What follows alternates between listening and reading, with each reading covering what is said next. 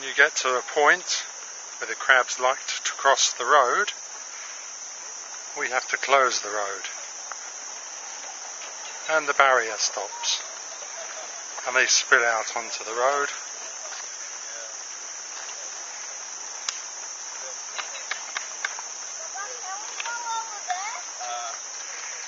The other was not as many as this one, but when it starts raining, maybe.